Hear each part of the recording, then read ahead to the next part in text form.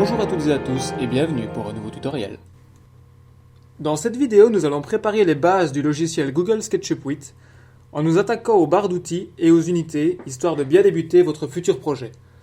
Pour ce faire, nous allons nous rendre dans l'onglet Affichage, ici au-dessus, et directement dans Barres d'outils. Alors vous voyez que j'ai Premier pas et Grand jeu d'outils qui sont sélectionnés. Premier pas est la barre ici au-dessus qui est la moins complète, qui reprend plusieurs sous-divisions. Et la barre Grand jeu d'outils est la barre ici à gauche qui est beaucoup plus complète et reprend donc plus de sous-divisions. Mais vous pouvez supprimer même ces deux barres-là, ou une de ces deux barres-là, ou même laisser les deux, et rajouter alors les barres d'outils précises que vous souhaitez.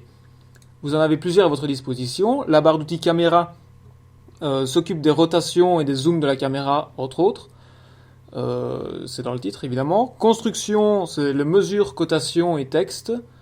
Tout ce qui est solide, c'est la division et les unions de solides, mais normalement ce n'est disponible que dans la version pro du logiciel. Dessin, c'est tout ce qui est ici au-dessus, donc les formes, que ce soit rectangle, cercle ou polygone, les dessins à main levée, les arcs de cercle ou les crayons. On redescend ici, voilà. Style, c'est tout ce qui est transparence, voir les faces ou les arêtes, entre autres. Google, ça nous emmène surtout sur tout ce qui est Internet, c'est ici. On a les téléchargements de modèles qui sont sur le net, l'importation de bâtiments, etc. Ça, c'est tout ce qui est vraiment online.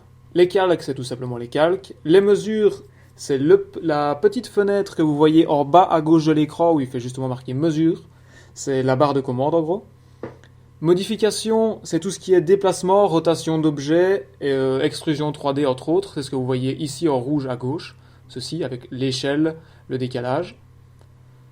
Principaux, ce sont donc par définition les éléments principaux. Que ce soit l'outil sélection, donc l'outil flèche simplement, comme vous voyez ici ma flèche qui se balade.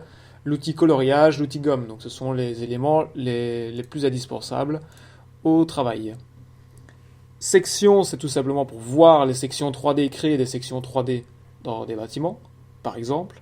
Ombre, créer des ombres. Standard, c'est tout ce qui s'intéresse aux raccourcis, donc copier, coller, enregistrer et imprimer, par exemple.